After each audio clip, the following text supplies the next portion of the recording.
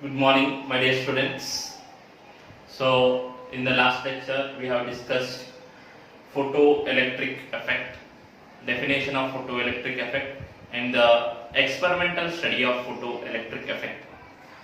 तो कल के लेक्चर में अपन फोटो इलेक्ट्रिक इफेक्ट के डेफिनेशन और एक्सपेरिमेंटल स्टडी के बारे में डिस्कस किए थे। तो आज के लेक्चर में अपन ये डिस्कस करेंगे कि what are the factors which varies according to the other factors.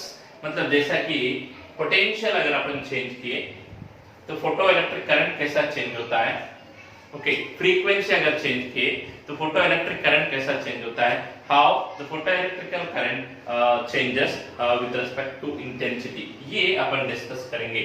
So what we are discussing, we are discussing photo electric effect. What is photo electric effect, थोड़ा सा रिवीजन करते हैं। फोटो इलेक्ट्रिक इफेक्ट मतलब एक phenomena है, this is the phenomena when a radiation or light of suitable frequency incident on a photosensitive metal. So electrons will emitted from that metal is called photoelectric effect.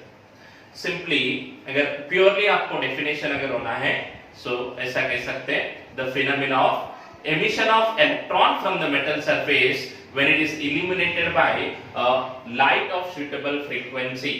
Light of suitable frequency of monochromatic light. So जो light monochromatic है, sorry,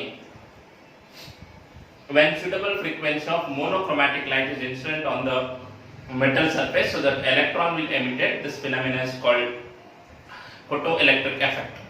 तो वहाँ पे जो electrons emit होते हैं, those electrons are called photoelectrons. अगर ये इलेक्ट्रॉन एक्सटर्नल सर्किट में मूव होंगे, so that is called photo electric current. तो कल अपन एक्सपेरिमेंटल स्टडी डिस्कस किए थे। एक्सपेरिमेंटल स्टडी में क्या होता है, so this is anode, simple diagram I am taking, this is anode, this is cathode, so that electrons are emitted, the electron reaches to anode, when electron reaches to anode, so will get photo electric current. तो simple circuit यहाँ पे लेंगे, तो समझो यहाँ पे अपन potential apply किए, ये भी ऐसा पोटेंशियल अप्लाई किए, सब एनी पोटेंशियल, यू कैन से पोटेंशियल डिवाइडर ऐसा है। सो जैसा अपन पोटेंशियल अप्लाई करते उस तरह यहाँ पे potential photo electric current increase होता है या डिक्रीज होता है। So now will see simply, first will see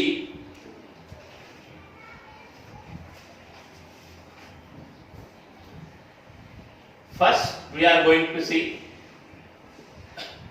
effect of intensity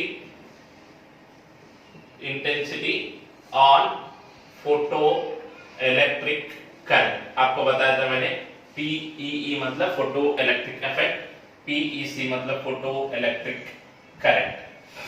So now what is the effect of intensity on photoelectric current? देखिए ऐसा मानते हैं, so here we have taken nu is greater than nu not, मतलब frequency of incident radiation is greater than threshold frequency. तो जब frequency greater than threshold frequency है तो electron emission तो होगा।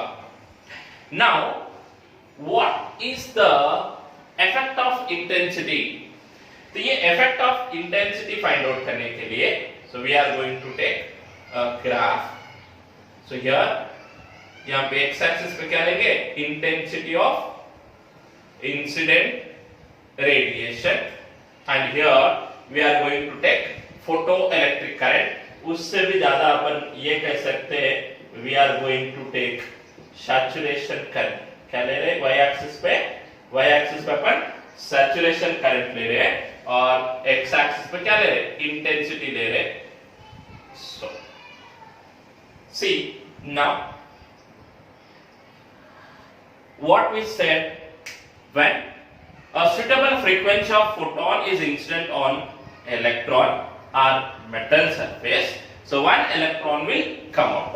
मतलब एक फोटोन जब इलेक्ट्रॉन के ऊपर इंसिडेंट होता है, so the total energy is absorbed and the electron will be emitted. So जब वो इलेक्ट्रॉन एमिट होता है, कब एमिट होगा? एक प्रोटॉन एक इलेक्ट्रॉन पे इंसिडेंट होगा. समझो 10 प्रोटॉन इंसिडेंट हुए तो 10 इलेक्ट्रॉन होंगे, 100 है तो 100, 1000 है तो 1000. मतलब जितने नंबर ऑफ फोटॉन्स इंसिडेंट होंगे उतने नंबर ऑफ इलेक्ट्रॉन एमिट होंगे, जितने नंबर ऑफ इलेक्ट्रॉन एमिट होंगे उतना फोटो इलेक्ट्रिक करंट आता है. So here we are keeping frequency and potential. Frequency and potential at the same time metal surface are constant. Frequency change नहीं की, potential some positive potential is applied, मतलब saturation current जो आता है ना वो potential apply किए, और metal surface वो ये metal surface change नहीं किए. तो क्या change कर रहे हैं? Simply we are changing intensity. तो intensity का मतलब क्या होता है? Energy per unit area and per unit time. तो अब एनर्जी कहां से आता है? Energy is given by photon, मतलब एक फोटोन मतलब एक एनर्जी पैकेट. सो इंटेंसिटी बढ़ेगा तो एनर्जी बढ़ेगा. So energy is nothing but what? E is equal to h nu. ये एक फोटोन का है. अगर टोटल एनर्जी अगर लेना है n फोटोन से तो क्या लेते हैं अपन? nh nu. So intensity is equal to energy by area by time. मतलब ये क्या होता है? इंटेंसिटी इंक्रीज हो रहा है तो इसका मतलब फ्रीक्वेंसी कांस्टेंट है. क्या इंक्रीज होगा? नंबर ऑफ फोटॉन्स इंक्रीज होंगे. So that the intensity is directly proportional to number of photons per unit area is again directly proportional to number of electrons. So that simply we can say the photoelectric current is saturation current is directly proportional to intensity. तो ऐसा लिख सकते हैं कि saturation photoelectric current is directly proportional to intensity of incident radiation. देखिए जैसा intensity बढ़ता है नंबर ऑफ फोटॉन्स बढ़ते, नंबर ऑफ फोटॉन्स बढ़ेंगे तो एमिशन ऑफ इलेक्ट्रॉन्स बढ़ेंगे, एमिशन ऑफ इलेक्ट्रॉन्स बढ़ेंगे तो फोटोइलेक्ट्रिक करंट बढ़ता है. So simply this is the saturation photoelectric current is directly proportional to intensity. But here the condition should be applied, and that condition is this nu should be greater than nu naught, and this V and the metal surface should be same, मतलब constant, वो change नहीं करना चाहिए. Second one, the second condition we take effect of potential on photoelectric current. Effect of potential, or you can say anode potential on photoelectric current. ये देखिए experiment के diagram में आपको बताया था ये पोटेंशियल डिवाइडर है, मतलब आप उसको चेंज कर सकते, मतलब इंक्रीज कर सकते इन पॉजिटिव डायरेक्शन, आप इंक्रीज कर सकते in negative direction. So anode को आप पॉजिटिव पोटेंशियल अप्लाई कर सकते, at the same time negative potential भी अप्लाई कर सकते. तो ये आपको मैंने बताया था. So here I am going to take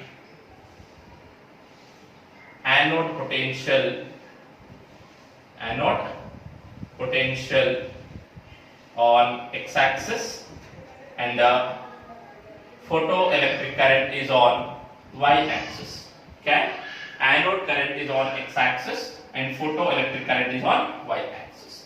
तो जब the anode potential V is 0, anode potential V 0 है तो photoelectric current 0 होता है क्या? नहीं. So we'll get photoelectric current even though anode potential is 0. ये 0 है लेकिन ये 0 नहीं होता है. समझो जैसा अपन पॉजिटिव पोटेंशियल इंक्रीज किए तो फोटोइलेक्ट्रिक करंट इंक्रीज होता है and at some certain potential it will become maximum and this maximum value is called saturation current. ये मैक्सिमम को क्या बोलते हैं अपन? सैचुरेशन करंट बोलते हैं. सो क्या होता है? When no potential is applied there is some photoelectric current. As we are increasing positive potential, photoelectric current increases and becomes maximum. The maximum value of current is called saturation current. Similarly, now we are applying a negative potential to anode. जब negative potential anode को apply करेंगे तो photo electric current क्या होता है, decrease होते जाता है, एंड एट सम पोटेंशियल और at particular potential this photo electric current becomes zero. क्या हो जाता है, ये जीरो हो जाता है। So the value of potential at which the photoelectric current becomes zero, this is called, what is it is, stopping potential। ये क्या होता है, stopping potential।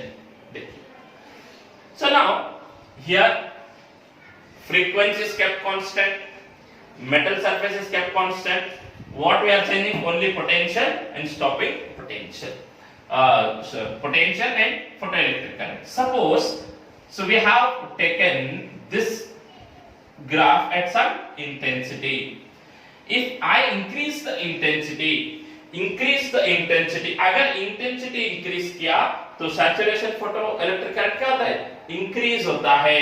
इसका मतलब when I increase the saturation photoelectric current, intensity, this increases, but the stopping potential will be same।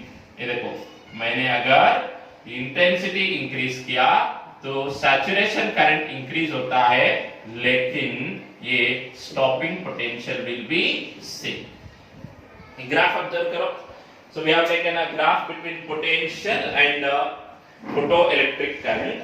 तो जैसा photo electric current increases with accelerating positive potential, इसको क्या बोलते हैं, एक्सेलरेटिंग पॉजिटिव पोटेंशियल, इसको बोलते हैं रिटार्डिंग नेगेटिव पोटेंशियल। तो जैसा पॉजिटिव पोटेंशियल बढ़ेगा तो फोटो इलेक्ट्रिक करंट बढ़ेगा, सो एंड बिकम्स मैक्सिमम। जैसा नेगेटिव पोटेंशियल बढ़ेगा so photo electric current decrease होता है, and at some potential it becomes zero, and that is called stopping potential. So here according to this graph, now we have drawn three different curves for I1, I2 and I3. As I3 is greater than I2 is greater than I1, there is a difference in saturation current। saturation current में difference है, लेकिन stopping potential will be same, so that we can write here stopping potential is independent of intensity, independent of intensity। इसका मतलब क्या है, ये stopping potential intensity पे depend नहीं होगा। सो this is the effect of potential on photoelectric current। So now next one will discuss effect of frequency on stopping potential। effect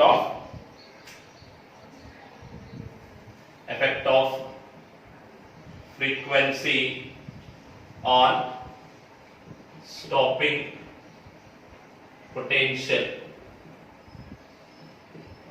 ये देखिए क्या लेना है, effect of frequency on stopping potential।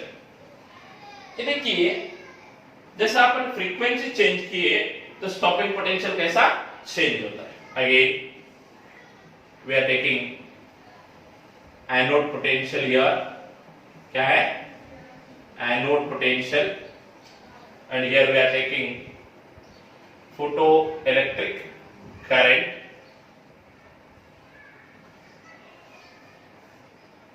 सो यहां पे क्या आता है, स्टॉपिंग पोटेंशियल आता है इस तरह। तो देखिए अगर एक्सपेरिमेंट सेटअप अगर ऑब्जर्व किए, so when a light of suitable frequency is incident, the electron emission will takes place। okay, electron emission will takes place। so as once the electron emission is takes place, okay, अगर वो electrons anode को reach होते हैं या नहीं reach होते, ये किसके ऊपर डिपेंड करता है, पोटेंशियल पे। ओके, कितने रीच होंगे, कितने एमिट होंगे, ये किसके ऊपर डिपेंड करता है, अगेन पोटेंशियल और इंटेंसिटी के ऊपर, लेकिन फ्रीक्वेंसी के ऊपर डिपेंड नहीं होता। तो इसीलिए suppose if I have drawn this graph for three different frequencies, So that here we have different stopping potential, but the saturation current will be same. The saturation current will be same.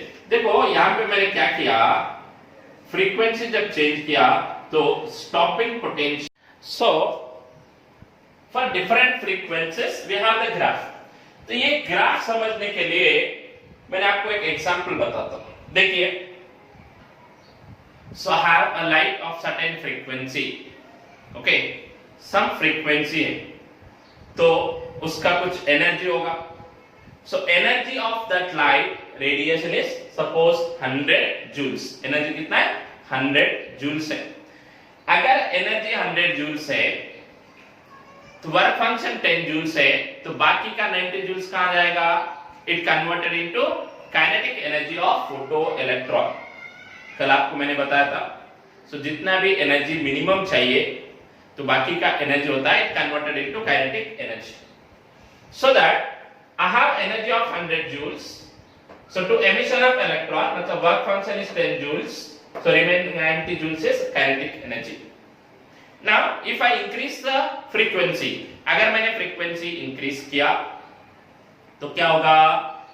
Energy increase होगा. Energy increase हुआ, कितना हुआ? 110. Work function increase होता है क्या? नहीं, 10 joules. So remaining energy is 100. मतलब आप kinetic energy कितना है? 100 joules है. Again I have increased the frequency, तो energy increase होगा. कितना होता है? 110. 120 joules minus 10 joules is 110 joules. तो देखिए, जैसा जैसा मैंने frequency increase किया तो energy increase हो रहा है. So उसको work function से subtract करने के बाद जो energy आता है ये kinetic energy. मतलब जैसा मैंने frequency increase किया, so as I am increasing the frequency of incident radiation, यह kinetic energy increase होता है. तो कल मैंने आपको एक इक्वेशन लिखा था, वो इक्वेशन ऐसा था कि maximum kinetic energy is equal to E V naught. ये V नॉट क्या है? स्टॉपिंग पोटेंशियल है. मतलब जैसा kinetic energy, maximum kinetic energy बढ़ेगा तो V नॉट भी बढ़ेगा. So here we can write as the frequency increases, the kinetic energy of photoelectrons increases, so that this stopping potential also increases. This is the point. तो देखिए यहाँ पे nu3 is greater than, nu2 is greater than nu1. मतलब frequency जैसा जैसा बढ़ता है stopping potential वैसा ही बढ़ेगा. लेकिन the photoelectric current, that is saturation current, is independent of frequency.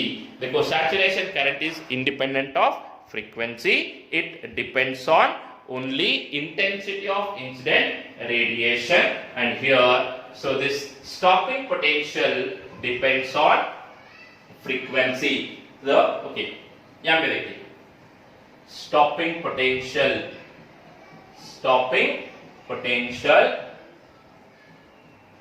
increases with frequency, increase in frequency. So here saturation current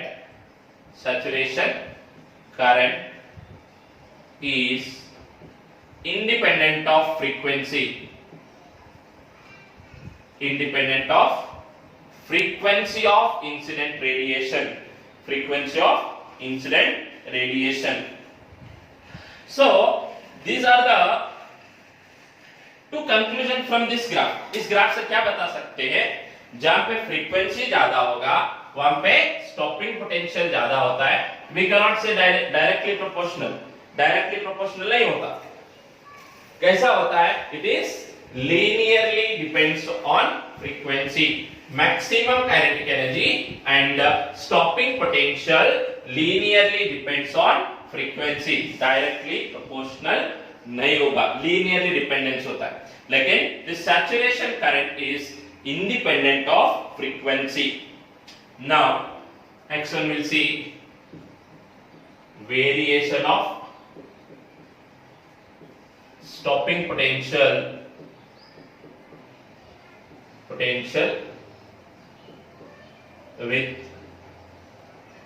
with frequency.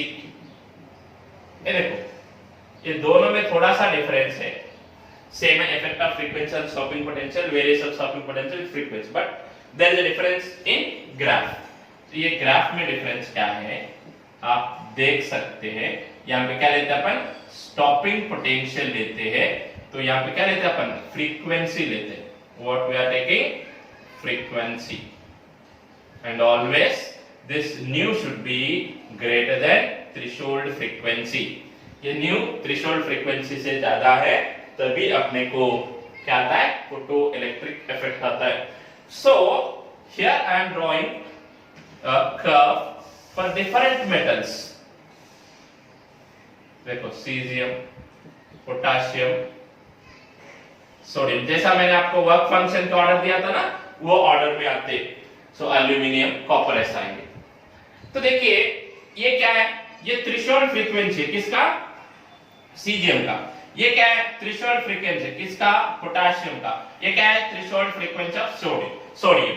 जब frequency threshold frequency से ज्यादा होगा, ये पोटेंशियल इंक्रीज हो रहा है, but it is not passing through origin. जब वो ओरिजिन से पास होगा तब ये बोल सकते हैं कि इट इज डायरेक्टली प्रोपोर्शनल. लेकिन ऐसा है क्या, नहीं, इट हैज सम इंटरसेप्ट. इसलिए this stopping potential is linearly depends on frequency.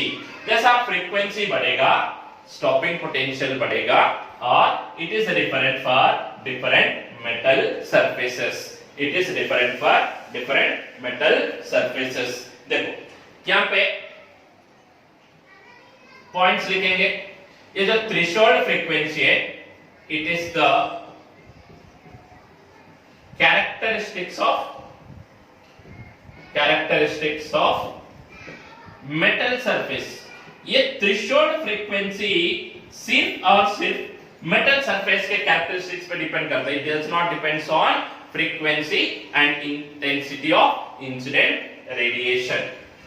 Okay, next, stopping potential and maximum kinetic energy are linear function of frequency. linear function मतलब frequency बढ़ेगा तो kinetic energy बढ़ेगा, kinetic energy बढ़ेगा तो stopping potential बढ़ेगा, लेकिन ये डायरेक्टली प्रोपोर्शनल नहीं होता. इस तरह होता है, मतलब graph is not passing through origin. जब ग्राफ पासिंग थ्रू ओरिजिन है तो ये अपन बोल सकते हैं. यहाँ पे देखो, above threshold frequency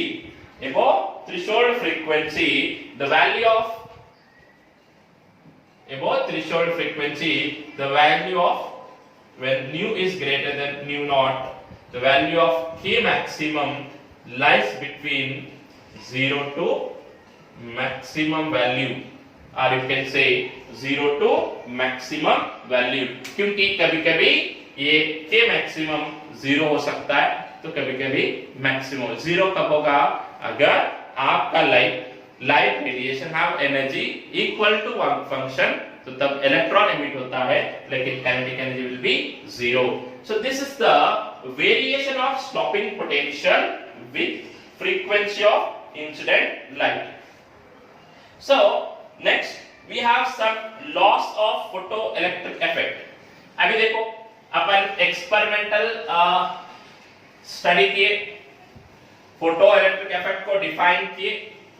so here I am taking some laws, मतलब conclusions of photoelectric effect. You can say the conclusion of photoelectric effect from the experimental study.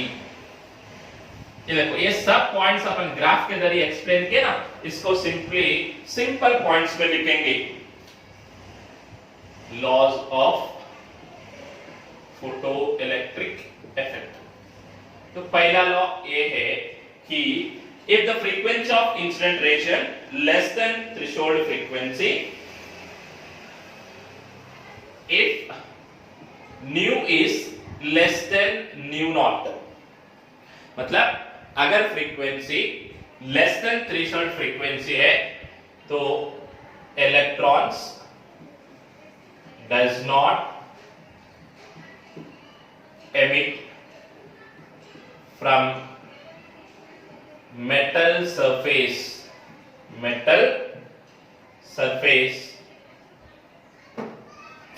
whatever may be the intensity. देखो जब frequency threshold frequency से कम है, intensity कितना भी होने दो, electron emit नहीं होगा.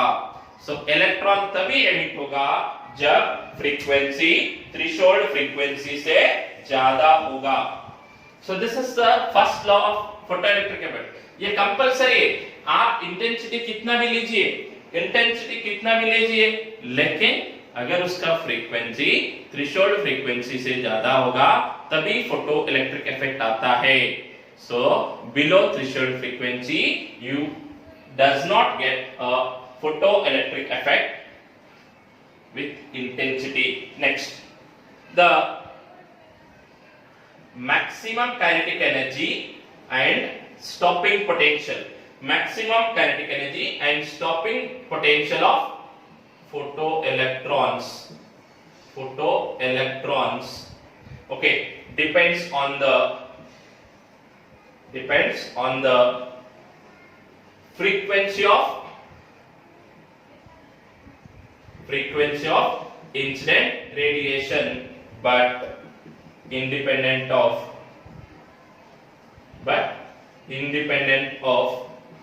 intensity of incident radiation. ये देखिए यहाँ पे kinetic energy, maximum kinetic energy और स्टॉपिंग पोटेंशियल सिर्फ फ्रीक्वेंसी पे डिपेंड करेंगे. They does not depends on intensity. So सिर्फ फ्रीक्वेंसी और इस पे डिपेंड करेंगे. So above nu naught, मतलब greater than threshold frequency, this Ke maximum and V naught are the linear function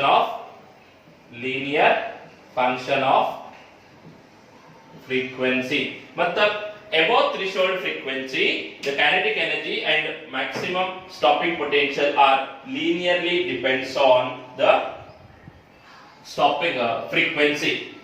Third point देखिए, saturation current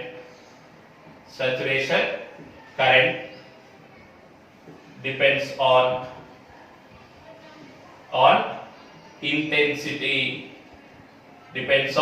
intensity, but independent of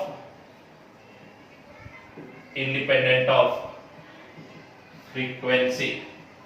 So here saturation current depends on only intensity, but it is independent of frequency of incident radiation. And here the photoelectric effect is the spontaneous process. ये देखिए, photo electric effect एक spontaneous process होता है.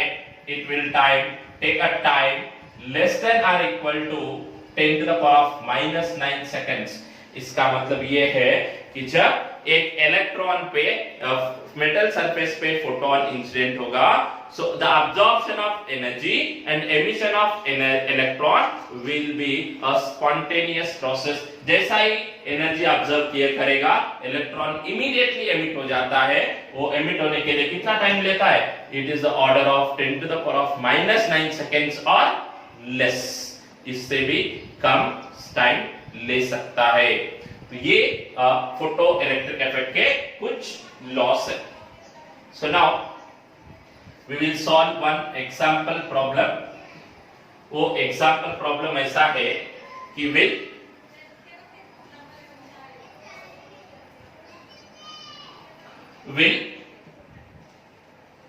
photoelectrons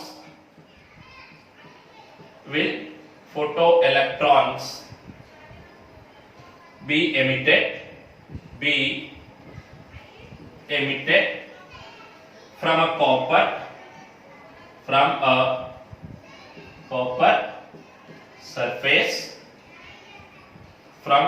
surface of work function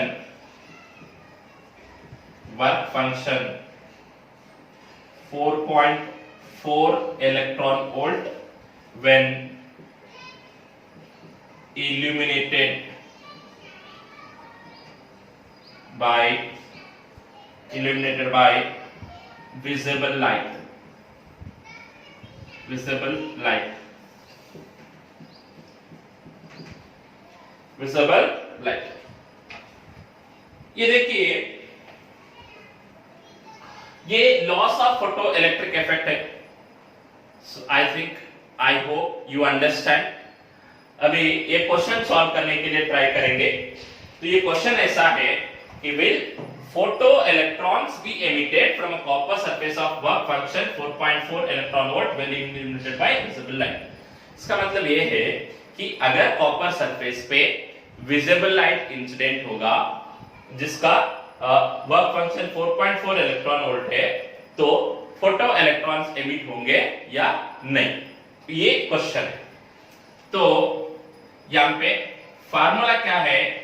W naught is equal, sorry, lambda naught is equal to 12,400 by W naught. कैसा होना है? Electron volt. तो lambda कैसा आएगा? आइंस्टाइन में आएगा. तो तब देखिए ये कितना होता है? 12,400 by W naught कितना है? 4.4. This is Einstein. देखो 12,400 by 4.4, अगर 4 होता तो कितना आता? ओके 3,100 आता. लेकिन 4.4 है तो इट विल बी अप्रोक्सीमेटली 2820 एंगस्ट्रम्स. देखिए क्वेश्चन अपने को लैम्डा नॉट फाइंड आउट करने का नहीं है. क्या है? विजिबल लाइट से फोटो इलेक्ट्रिक इफेक्ट आता है या नहीं. तो ये कैसा फाइंड आउट करेंगे? तो सिंपली इतना है कि ये लैम्डा नॉट विजिबल लाइट के वेवलेंथ के रेंज में है या नहीं, इतना देखे तो होगा. देखिए ये W नॉट क्या है? मिनिमम एनर्जी मतलब वर्क फंक्शन. तो ये लैम्डा नॉट क्या होता है? Maximum wavelength. मतलब इससे ज्यादा वेवलेंथ का अगर लाइट कॉपर सरफेस पे इंसिडेंट होगा तो फोटो इलेक्ट्रिक इफेक्ट नहीं आता है. तो what is the range of visible light? Visible light का रेंज कितना है? So we will take some 3,000 to 7,000 or 4,000 to 7,000. 4,000 angstrom to 7,500 angstrom. Okay, इसको अपन क्या बोलते हैं? विजिबल लाइट का रेंज. तो ये लैम्डा नॉट विजिबल लाइट के रेंज में क्या? नहीं. कैसा है? लेस है, मतलब कम है. इससे ज्यादा है तो फोटो इलेक्ट्रिक इफेक्ट आता है क्या? नहीं. इसका मतलब क्या है? विजिबल लाइट से फोटो इलेक्ट्रिक इफेक्ट आता है क्या? नहीं आता है. अगर आता था तो अपन कॉपर जो नॉर्मल विजिबल लाइट में रखेंगे तो इलेक्ट्रॉन एमिट हो जाते थे. लेकिन ऐसा होता है क्या? नहीं, क्योंकि इट रिक्वायर यूवी लाइट. अगर कॉपर के ऊपर यूवी लाइट इंसिडेंट होता, क्योंकि ये wavelength range of UV light है, तब वो फोटो इलेक्ट्रिक इफेक्ट आता है. So this is the photo electric effect. So in the next lecture we will discuss Einstein's photoelectric equation and how he explained photoelectric effect with this equation. सब सारे जो अपन phenomena यहाँ पे लिखे थे, kinetic energy depends on frequency, okay, photoelectric current depends on intensity, ये सब उन्होंने इक्वेशन के जरिए एक्सप्लेन किया. How he explain we will discuss.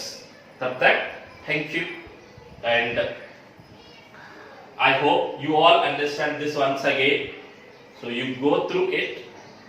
So you go through every lecture. So and you try to practice the questions, this type of questions.